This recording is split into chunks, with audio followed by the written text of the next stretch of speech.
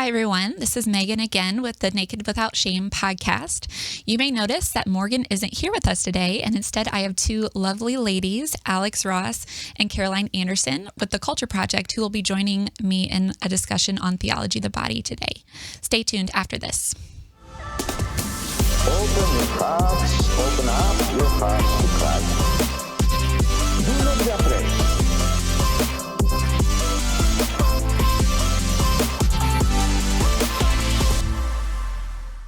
All right, everyone, before we begin, I want to invite you to consider joining our patronage community that Morgan and I have for the podcast. If you go to nakedwithoutshameshow.com, you will see ways in which you can donate to our cause here. Also, if you want to receive more content from the Awaken Catholic Ministry, you can go to the Awaken app. The Awaken app is a community of people who enjoy the content at Awaken Catholic. There's a shop, there's prayer opportunities, ways that you can meet others in the community. And to do that, you can go to the awakenapp.io. Okay, so here we go. We're going to get started with our conversation. Alex and Caroline, thank you for joining me today. I'm really excited to be talking to you more about your lives, your interest in theology of the body, how you learned about it, and also how you were led to become missionaries for the Culture Project, which is a theology of the body outreach ministry. Absolutely. We're excited to be here. Of course. Yeah. So you two are currently working and serving in the Diocese of Toledo, I believe, with the Culture Project. And you've been here for how many years now? So this is, we are here for a year as a team, but as missionaries in the Culture Project in general, I've been serving 3 years. So I was in Toledo 2 years ago, and then I was in Cleveland. Now I'm back in Toledo. And then Caroline was in Cleveland, and then this is her first year in Toledo, and we'll be here until May. Okay, Wonderful. Great. So tell me, I guess, a little bit about each of your backgrounds, if you don't mind, kind of maybe where you're from and your faith and how you were led to be called to do this mission work. Absolutely. Want to start? Yeah, I will. So I'm originally from Dallas, Texas. I'm a Texas girl, born and raised, and this is my first time living outside of the state. So everyone pray for me. I'm a little cold, but I actually grew up in a Presbyterian family, and I know God because of the way that I was raised. My mom, shout out if she ever sees this, was a church choir director, so we have a little family band going on. And at the end of my high school experience, I was having a really hard year. And for whatever reason, I still kept pursuing the Catholic Church and the faith and researching and praying about it. I had a boyfriend at the time and his family who were great witnesses to me of the faith, called out a lot of my misconceptions. And by freshman year of college, I felt like I had been pursuing the spirit of truth and I had found it in the Eucharist. And so I became Catholic my freshman year of college at 19 years old. And then had a radical encounter with the Lord a few years later in Poland on an all-girls pilgrimage with focus in the Sisters of Life. And that just kind of set me on fire and brought me even deeper. Wow, that's amazing. So it was actually in high school that you were given people in your life to witness the Catholic faith that kind of led you to an intrigue. Exactly. Was there anything in particular about the faith and the way they lived it that stood out to you that you thought, I think this might be true? That's a great question. I think growing up, I almost felt that I was missing something. And even going to church camp, I was told, Caroline, like, you should go to seminary one day because in different denominations, women can be pastors. And I was always the one in small groups searching and just very much wanting to know more, what was more. And there was only a surface level that could be offered to me. And there was something that showed a depth in this family and in this witness that they were perfectly broken, just like the rest of our families. And they didn't know everything, but they knew there was a depth that rooted them and that grounded them and connected them. And I'll never forget when the father of this family once shared with me even about Marian apparitions and Our Lady of Fatima. And I had never heard of that before in my entire life. And I knew there was something that was it felt like someone was holding out on me. And there was just so much more, and I had only begun to scratch the surface. Wow, that's amazing. That's so just providential, it sounds like. You had this desire in your heart, and like God kind of filled it with just different experiences and knowledge of the faith to lead you then to becoming Catholic. And so where did you attend university? I went to the University of Texas, Hook'em Horns, and the University Catholic Center there is where I became Catholic. Wonderful. That's so great. And I'm sure you had a lot of support in your Catholic community there. I know I did when I was in college too, just like being surrounded by so many people who were fervent for the faith. And I'm sure that was also a beautiful part of your story. I randomly got placed in a Bible study my freshman year, and the leader is my best friend to this day. And she's one of the few people who was there at my Easter vigil, and then just countless other friends many of whom are my supporters on mission right now. And just the way that, even though my family's not Catholic, I have gained Catholic family both before and during this mission especially. So, yeah. That's wonderful. Thanks for sharing. Yeah. Alex, how about you? Tell us about your story. Yeah, so I am the oldest of 5 kids. I'm in a crazy Catholic family. And when I say crazy, they're absolutely wild. And that's what I love about them. And in that context of just wildness and fun and play, I think I was able to really become passionate about drinking deeply out of life, seeking the most out of life, living fully, discovering myself in art and sports and all of these different things. I always joke with the kids in the classroom, I can always find something to relate with someone on because I played like 10 sports, a bunch of instruments, did theater, like everything I could. And this desire was mainly just to discover life. But then I think as I transitioned to high school, this desire to do everything became more about proving myself. And proving myself as lovable. And it was really in the context of one day having my dad look me in the eyes when I was having a breakdown and go, Alex, like, you don't have to do all of this. Like, you don't have to earn my love, your mom's love, your peers' love, God's love. Like, you are good as you are. That really like wrecked me. Because our desires are like rocket fuel, right? And if we don't know where we're pointing them or know that they are there, dormant underneath the surface, like boiling, then we are missing one of the greatest assets we have to launch us in the right direction. And when I become aware of how I was acting on my desire for love, for connection, to be seen, in so many like ways that we're good, but we're just coming from the wrong place, it just opened my eyes. I had no idea that that was what had been going on. This desire for communion was really launching everything. And over the course of high school, I began to point that towards God, that desire towards God. And it surprisingly helped me to drink more fully out of life, just like I desired, what led me to all of these things I was doing in the first place as a little child.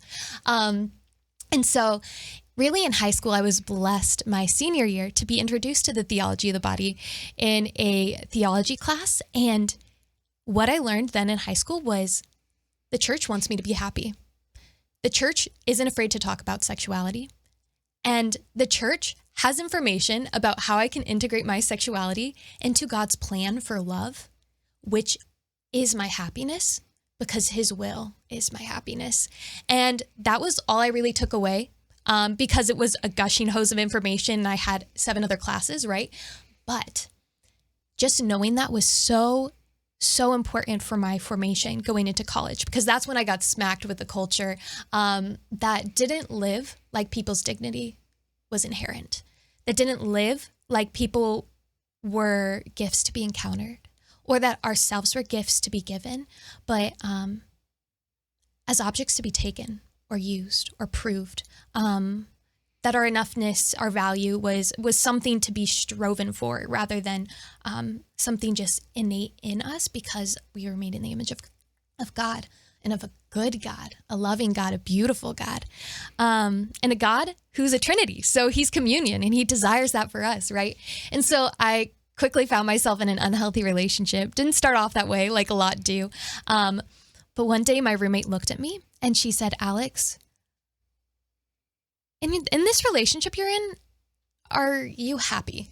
And my heart was so crushed to answer her, to hear the answer coming out of my mouth of no. And remembering that the church had the pathway to my happiness, I went just running back into theology of the body as much as I could. After breaking off that relationship, I remember just going to the chapel and just bawling my eyes out and asking Jesus, okay, what is love then? You're going to have to teach me, because I thought I knew, but apparently I didn't, because I have been pointing this rocket in the wrong directions. But these desires, this rocket fuel is still there. Teach me what to do. And when I looked up at him in the monstrance, I was like, that's it. Like, that's the love I'm called to. That's self-gift. And that's the love that I deserve. Not because I did anything, but because he declared me worthy of it by his sacrifice, and the price tag he put on my life is his blood. And so that changed the way I lived. And it made me run towards discovering the theology of the body more through relationship. And really, I discovered that healthy love and relationships helped me to drink deeply of life, helped me to become more fully alive in who I was. I felt more Alex in a healthy relationship than I did isolated, which was, to me, or in an unhealthy relationship, right? I needed that vision of the human person in order to understand what my desires and my love was for. And that changed everything, and led me to encountering the Culture Project, because here I was on that search, and the Lord really did answer my prayer of teach me how to love by placing all the right people in my life, all the right information in my life. And I was at a Seek conference, and I picked up a little Culture Project pamphlet, and in that pamphlet had so much practical advice that I had been missing. I had a lot of the theological head knowledge of TOB and stuff like that, but here were young men and women who were telling me, here's how to have a conversation with a significant other. Here are some good boundaries to set. Here's my experience. And finally, I had the practical tools to reach these ideals I so desired. And so that really changed the game for me.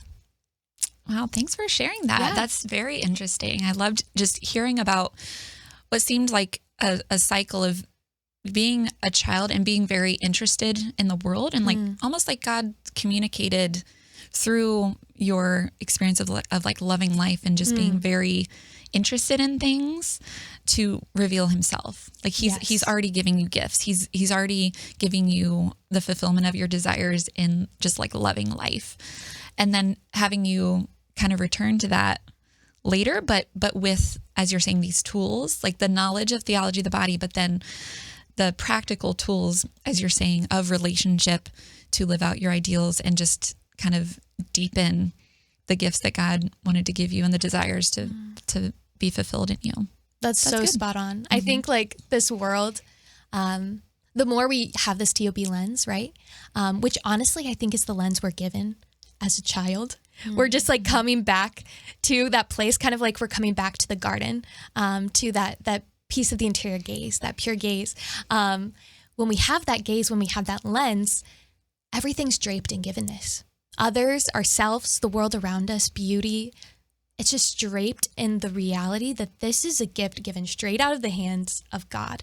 And he knows exactly what he's doing. And it changes things. It makes it a little bit more exciting. A lot more exciting, actually. It does. And it secures you. I was just thinking about how wonderful your dad it sounds, because he's like, oh, wow, you don't have to earn my love, or you don't have to earn anybody's love. But like the Father in heaven, like he secures us in telling us, like, you're being taken care of. You don't have to earn anything. You're good as you are, and just delight in the world. That can be difficult to always receive with, the brokenness at times, but to start to, pray through the givenness, as you're saying, and receive that, it starts to help you see the truth better. So yeah, thank you both for sharing your stories. Why don't you now tell me a little bit more about the Culture Project itself? So maybe when it was founded, what the mission is, that sort of thing. Yeah, so the mission is not actually that old. I believe we're in our 8th year of mission, and it actually branched off of a different organization, and took this wonderful journey towards not just wanting to uphold the dignity of a human person, especially when we come to issues such as abortion, human trafficking, pornography, but go back to the root too of how we relate to one another, and how virtues and especially the virtue of chastity in relationships help us to be more fully alive, like Alex mentioned. And so we speak in middle school, high school settings typically, as well as with young adults, young people, wherever we can, as well as parents, which is super special, about what it means to be human and what are we longing for in our hearts and how can we, like Alex mentioned again, point those rocket engines where they're meant to go rather than these counterfeits that we don't really want anyway. And so we give formal presentations as well with walk with young people in informal ways and through even lunch encounters, getting to know their stories and their lives. And we live in community so that we can be formed and we can be loved as well when we are seeking to love others. That's great. Yeah, it sounds like there's a lot of different avenues that you can take then to just to share the message. You're here in this diocese of Toledo to really like get to know the people here and to go into the schools or go into the parishes to share your formation. That's so good. Absolutely. Exactly. Do you have, I guess, a specific formation that you go through before you become a missionary?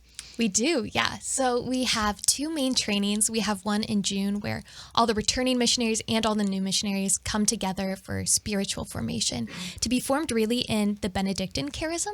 We do it at St. Vincent's Arch Abbey in Pennsylvania, which is just such a beautiful place. One of the founders of the Culture Project is now a monk there. So it's just really special to receive his formation and the other monks there. And we also train our missionaries to support raise over the summer.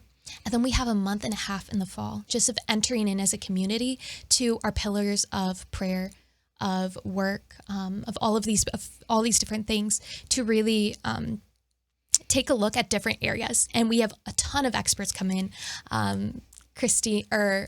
Stephanie Gray, Brian Butler, like all of these big names in the areas of theology of the body and pro-life topics in gender identity, in understanding how to talk to kids about pornography, all of these different topics. And we're formed for like a month and a half, which is one of the most valuable things about the missionary program, in my opinion. The Sisters of Life come in. So if anyone out there is considering being a missionary, I can promise you that the formation that you'll receive in the Culture Project will set you up for your vocation, for just being human, for knowing what it means to be human. And so you really can't go wrong. But then I think fullness of that formation happens in just community life on mission. So there's currently 4 communities in the Culture Project. We have 2 here in Ohio in different dioceses and 2 in Pennsylvania. But we've been in a lot of different dioceses and are looking to always expand as missionaries are made available. And it's always a gift to be placed and to really enter into not just talking about love in the classroom, but living love and the putting in the work to love in community life, and trying to make a family out of strangers. Like that will teach you how to expand your heart more than anything. That's beautiful. Those are 2 really important pieces, I think, to formation as we're talking about it, to be formed by experts and by prayer and through this formation program you have, but also then in the communities that you then live in and then expand through your mission work. Morgan and I talk a lot about that, like kind of living the theology body is as much of a way to evangelize it as to speak it. But both are necessary, right? Both witnesses are necessary to hear the words, to like hear the people in our lives that gave witness to the faith to help us, but then also to see virtue or to see people trying and living in community and living the truths are just really just important ways of evangelizing. So. And that's why in most of our presentations, we never go in alone. We go in with at least 2 teammates from our team of 6 that we have here. And it's really cool, I think, because the students notice something special about the way we interact with each other. Even one of the missionaries on our team this year, he met our team last year, noticed something about the way we interacted with each other and wanted that and joined. So There is something attractive to virtue and to what healthy relationships really look like. Yeah. I was just going to say, especially when that's just not what we're used to seeing. And the reason we're not used to seeing it, I'm convinced, is that it's hard. And people don't want to put in the work because I don't think they realize the hope that's on the other side of pursuing hearts, even when you don't naturally click in your personalities or whatever these things look like. But I think that's one reason. And then we just look around at the examples we have today with the utilitarian mindset. And we just, something in our heart like rips. We're like, that just isn't right. It does not feel right. And so when we see what is, we just want it. We just want it. And I know every single person's story I've talked to, including my own, there's people who show us what it looks like to live virtue that makes us want it because we're like, oh, I can do that. Exactly. As you're talking, when you use the word utility, what came to my mind was the experience of not actually being received for my own sake. Right. So just being a friend or wanting to be someone's friend because I can give something to them, or I don't know, maybe there's like a certain feeling that comes from that, or in dating the same way. Right. But the path that's hard is to recognize and learn how to receive somebody for their own sake, not for whatever they can give you or provide you or how you can gain anything from them, but to just simply like receive them and love them. But that is really, it's important to know first, like where they come from in order to receive them for their own sake, right? To have faith, to have an understanding of, you know, for us, like the Catholic faith, where we come from, where we're going, to see, what it means to be human and how to receive people. So yeah, you just sparked a memory in my own head of the guy I had mentioned before I was dating in high school. I ended up dating for about 4.5 years. And at the end of our relationship, when he broke up with me, I'll never forget him kind of struggling right before saying, like, but if our relationship ends, you were so helpful to me. What will I do because of all the things you helped me with? And if anyone's into Enneagram, I know it's a little spicy, but like definitely the type 2, the helper type, like I love by giving of myself for another. And so there was something about that time where he said, but you were just so helpful to me. But at the same time saying, but I've been telling you I love you for a year and like haven't really meant it. That was a particularly painful breakup because what can you do when you realize that someone has stuck around because of what you wore for them, rather what you wore? Exactly. Right. Yeah, exactly.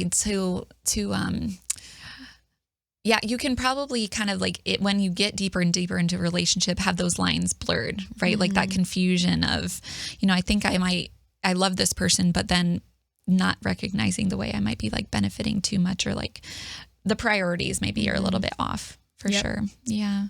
I'm sure in your mission work, you talk to a lot of students about dating, and do they have a lot of questions about that? Oh my gosh. Not just about dating, but about talking, right? Yeah. I think we're in a age of chronic non-commitment. And so I'll be like, hey, middle schoolers, like, is anyone like dating? Like, how's the dating culture? And it'll be crickets. And I'll be like, okay, what about talking? And everyone's like, yeah. And what happens is they are having these almost relationships without the commitment, and that they can't feel like responsible for that other person, so that if they were to just decide not to talk to them anymore, that other person wouldn't have anything to really say, like, you hurt me, because, you know, there wasn't a commitment there to begin with. Even though there is a real hurt because of the lack of clarity. And so I think because of all that confusion, the kids have so many questions about what does it look to date healthily? What does it look like to be in an unhealthy relationship, and how do I get out of it? What do I say to a sex request? These are all things that they're facing at increasingly young ages, and they just want scripts. I've had a girl tell me, you mean I could say no to a sex request? I was like, yeah. And it was a huge realization for her to realize that she had that power, and she could step into that and stand up for herself in that way, and stand up for goodness, beauty, and truth in that way, and teach a man how she deserves to be treated. And so I think because of the particularly foggy nature of relationships these days, it increases a lot of the questions that students have in the classroom. Yeah, I recently spoke to a group of girls, but before I spoke to them, I got to have lunch with them, and they had no idea what I'd be speaking to them about. It was just a total shock, and the whole time I'm like, you don't know what's coming. But they're telling me about how one girl's been talking to this guy for months, and he's blocked her 3 times. And so they're at this point where they get along so well, and they're like in that dating but not really stage where they talk to each other first thing when they wake up, last thing before they go to bed. And they always hang out with each other at gym class or wherever. So everyone sees that they get along well as if they're dating, but then they're just talking. And then if he gets mad at her, he just blocks her. And it's happened 3 times. And she's like, do I keep giving him another chance? And I'm like, this doesn't sound healthy to be in a state of, if I'm mad at you, I'm done with you, I'm going to block you and even cut off communication with you. Yeah, the chronic non-commitment, I think, is definitely it. Yeah. And this could be a whole episode in and of itself, but probably like the effects of technology on communication that then affect dating and commitment is probably like a very interesting piece to the ability for young people this day and age to commit or know what that means, because technology does in a way like disconnect us from encountering the real person. And so you can sometimes hide behind these things, and then like it's easier to block somebody and it's, you know, maybe less hurtful, or you're, you know, that commitment, that intensity of commitment doesn't have to be there. So, oh gosh. Yeah. Well, it sounds like, yes, your job would be so interesting. I'm sure that you have like so many more stories and things. But I think that for now, if it's okay, we're going to take a break and end this episode and maybe start back up in the next one. Does that sound good? Sounds awesome. Okay. Sounds awesome. Awesome. Okay. All right. So that's all we have time for today. Thank you for joining our conversation. We look forward to having you return next time. Thanks.